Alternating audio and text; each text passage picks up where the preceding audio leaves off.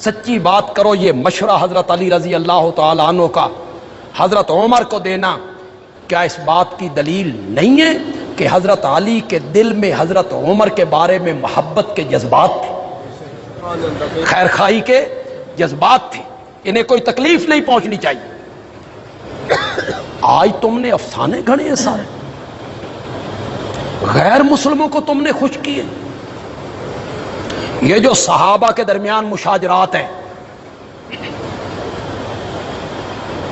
صحابہ کے درمیان جھگڑا ہوا،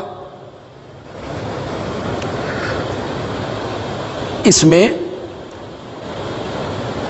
ہماری کوئی حیثیت نہیں کہ ہم یہ کہتے پھریں فلاں حق پہ تھا فلاں حق پہ نہیں تھا. لوگ کہتے ہیں جب دو آدمی آپس میں لڑ پڑتے ہیں، جھگڑتے ہیں، ایک تو حق پہ ہوتا ہے. آپ کیسے کہہ سکتے ہیں کہ ان میں سے ایک حق پہ نہیں ہے جب بھی دو بندے جھگڑتے ہیں؟ میں نے کہا نہیں، کبھی کبھی دو بندے آپس میں جھگڑتے ہیں، دونوں صحیح ہوتے ہیں. میں قرآن سے مثال پیش کر دوں. حضرت موسیٰ علیہ السلام کوہ طور پہ گئے تورات لینے کے لیے. پیچھے قوم میں ایک سامری تھا. سامری، یہ سامری جڑے یہ بڑے چلاک، وہ بڑا ہوشیار. اس نے لوگوں کے زیور لیے، انہیں پگھلایا، بچڑے کی صورت بنائی، اس میں ایسے سوراخ رکھے نا، فنکار تھا نا، ایک طرف سے ہوا داخل ہوتی، دوسری طرف سے نکلتی، آواز پیدا ہوتی، باں. یہ کوئی مشکل کام نہیں ہے. آج تو بازار میں کھلونے عام مل جاتے ہیں، کتے کی آواز، بلی کی آواز، شیر کی آواز، ساری آوازیں مل جاتی. اس نے اس زمانے میں فنکاری دکھائی، ایسے سوراخ رکھے، ایک طرف سے آواز داخل ہو، دوسری طرف سے نکلے، آواز بچڑے کی پیدا ہو. اس نے قوم سے کہا، قوم نے آگے سے کہا موسیٰ بھول کے الہ کو ڈھونڈنے نکلا ہے کوہ طور پر، الہ تو یہ ہے. اس کے سامنے منتیں، نیازیں، ہاتھ جوڑنا. کہتے ہیں حضرت موسیٰ علیہ السلام جب واپس آئے نا، تو جو صوفی تھے نا، صوفی، وہ اس بچڑے کے گردا گرد بھنگڑے ڈال، اس بچڑے کے گردا گرد بھنگڑے ڈال رہے ہیں. یہ ہمارا معبود. سچی سچی گل کرو، حضرت موسیٰ کے دل پہ کیا بیتی ہوگی؟ تو نہیں سمجھا. 40 دن واسطے گئے، تمہیں نہیں سمجھ آئے.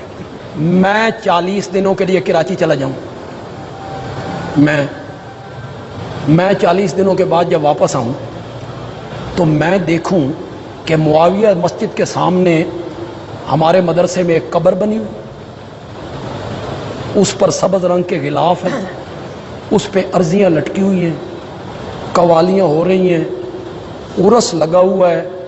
صوفی لوگ، اور صوفی بھی میری اپنی جماعت کے، وہ سارے اس کے گرد گرد بھنگڑے ڈال رہے ہیں. میرے دل پہ کیا بیتے گی؟ او میری 50 سال دی محنت کسی دلیل پہ قربان کرتے بھائی. بچڑے دی باں تے کوئی دلیل ہتھے آئے تو قربان کرو نا. بچڑے نے باں کی. حضرت موسیٰ علیہ السلام غضب میں، تختیاں تورات کی ہاتھ سے چھوٹ گئی.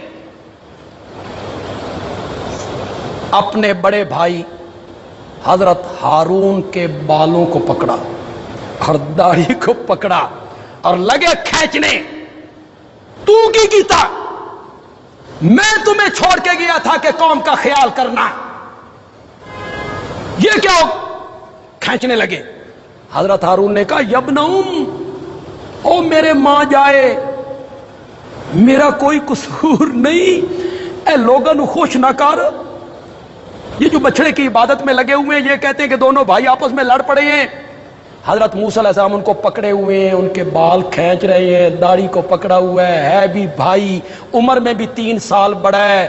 ذرا جرت تے کرو تھوڑی جئی، انہاں دوواں وچ سچا کون سی تے جھوٹا کون سی؟ کرو جرت، کرو. حق پہ کون تھا اور باطل پہ کون تھا، صحیح کون تھا اور غلط کون تھا؟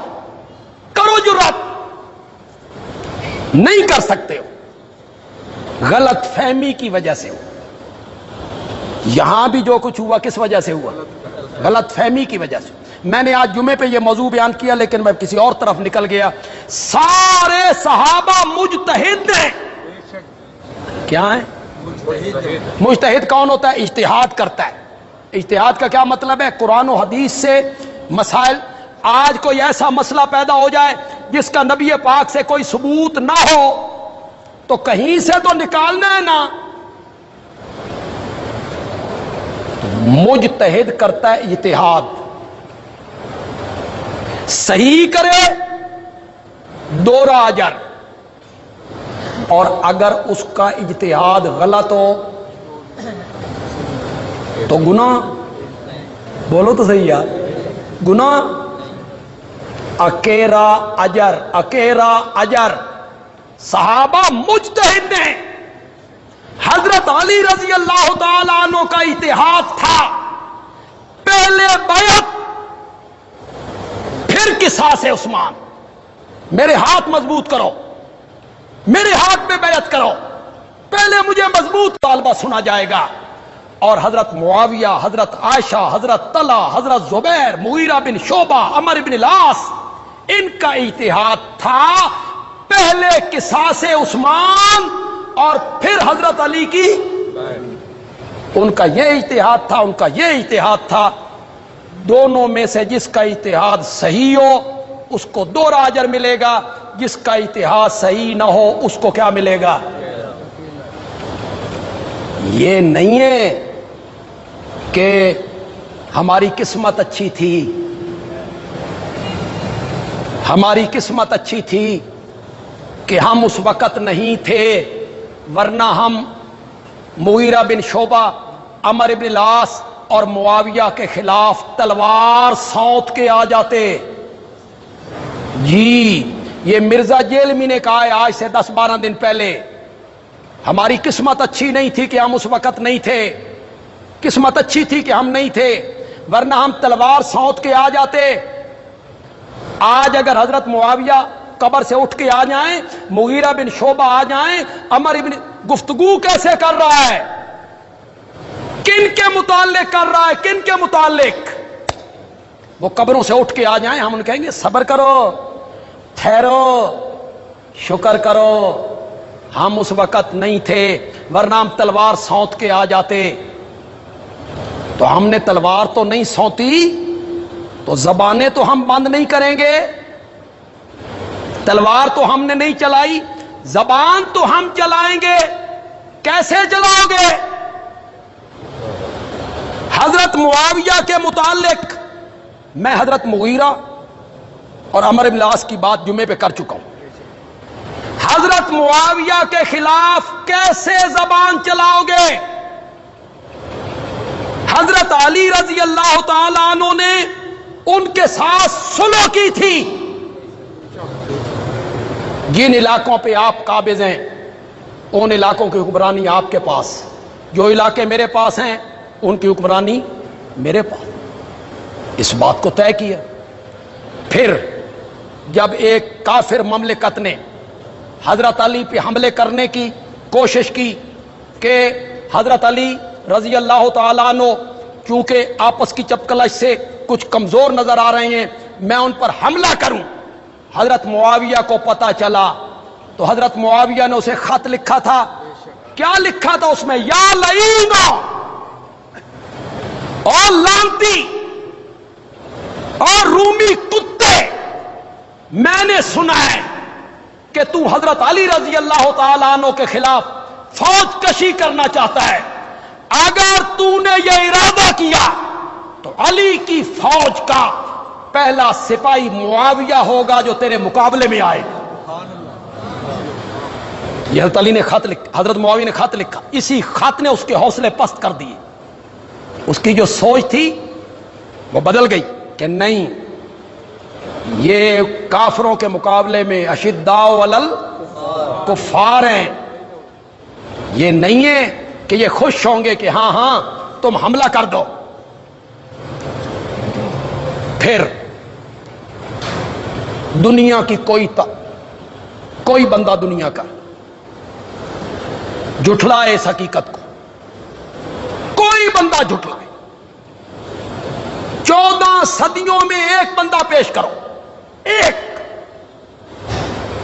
تمہیں چیلنج ہے اور مرنے کے دن تک چیلنج. ایک بندہ پیش کرو 14 صدیوں جس نے اس بات سے انکار کیا کہ حضرت حسن رضی اللہ تعالی عنہ اور حضرت حسین رضی اللہ تعالی عنہ نے خلافت سے دستبردار ہو کر خلافت کی ساری ذمہ داریاں معاویہ کے سپرد کر دی. کسی ایک بندے نے انکار کیا, کسی ایک کتاب نے انکار کی. تم کہتے ہو یہ ویسے ہی تھا جیسے صلح حدیبیہ ہوئی ہے. جی نبی پاک نے بھی تو کافروں سے صلح کر لی تھی, تو حضرت حسن نے بھی معاویہ سے صلح کر لی ہے, تو یہ حدیبیہ والی صلح ہے. شرم کرو. میرے نبی نے حدیبیہ کی صلح میں اقتدار اور حکومت مشرکین مکہ کے حوالے کر دی تھی. بولتے کیوں نہیں؟ حدیبیہ والی صلح تھی, میرے آقا نے حکومت مشرکین مکہ کے حوالے کر دی تھی, اور یہاں خلافت اور اقتدار حضرت علی کے فرزند دل بند حسنین کریمین رضی اللہ تعالی عنہما دونوں بھائیوں نے یہ خلافت کس کے سپرد کی تھی؟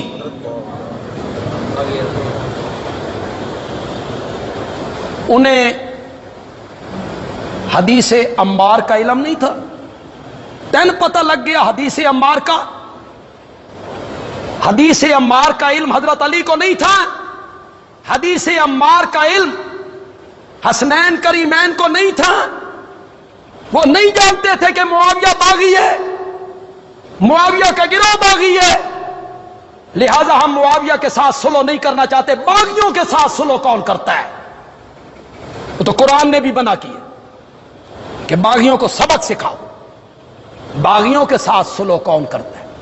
انہیں نہیں پتا تھا کہ یہ باغی گروہ ہے. آج تجھ پر وہی اتری ہے کہ یہ باغی گروہ ہے. حسنین کریمین نے حضرت معاویہ کے خلاف تلوار نہیں سونتی, زبان بھی نہیں چلائی. دونوں بھائیوں نے خلافت حضرت معاویہ کے سپرد کر کے ان کے ہاتھ پر کیا کی تھی؟ بیعت کی. آپ کہتے ہیں تلوار تو ہم نہیں چلا سکے, تو زبان تو ہم چلا سکتے ہیں. زبان تو ہم چلائیں گے. چلاؤ, تمہاری قسمت میں یہی ہے, تمہاری قسمت میں یہی ہے, تو چلاؤ اپنی زبان صحابہ کے خلاف. ہمارے اندر جرأت نہیں, ہمارے اندر ہمت نہیں ہے کسی صحابی کے متعلق, وہ حضرت سیدنا حسن ہو, حضرت سیدنا حسین ہو, حضرت سیدنا علی ہو, حضرت سیدنا عثمان ہو, حضرت سیدنا عمر ہو, حضرت سیدنا صدیق اکبر ہو, یا حضرت سیدنا معاویہ ہو. ہماری جرأت نہیں ہے بھائی, ہم کسی کے متعلق ان کی پاؤں کی خاک اس کی بھی ہم توہین کریں, ان کی جوتیوں کو ہم ہتک کی نگاہ سے جتڑی کہتے پھریں. ہم میں یہ جرأت نہیں ہے. ہم محمد عربی کے غلام ہیں اور ہم صحابہ کی عظمت کو اپنے دل میں بٹھائے ہوئے ہیں. کیوں بھئی, آپ کا کیا خیال ہے؟ ذرا سمجھ آئی میری بات کہ نہیں آئی آپ کو؟ حضرت حسن نے, حضرت حسین نے تلوار نہیں سونتی, زبان نہیں کھولی. حضرت علی رضی اللہ تعالیٰ عنہ نے کوئی ایسا جملہ حضرت معاویہ کے متعلق نہیں بولا, کوئی ایسا جملہ نہیں بولا. اور حضرت معاویہ نے حضرت علی کے متعلق بھی کوئی ایسا جملہ نہیں بولا. آخر میں ایک بات کہنا چاہتا ہوں,